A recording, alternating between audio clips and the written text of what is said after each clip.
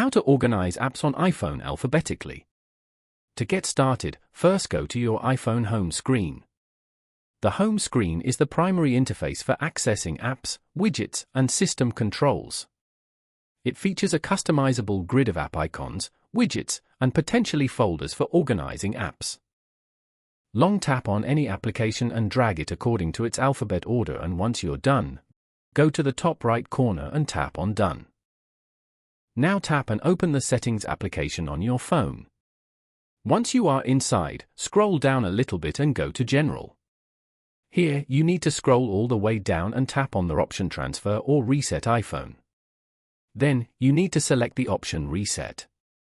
Now, from all the options available here, you need to select Reset Home Screen Layout.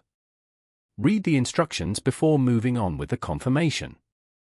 Once done, tap on Reset Home Screen. You will find your home screen apps organized alphabetically on your iPhone. Following these steps, you can easily organize apps alphabetically on your iPhone.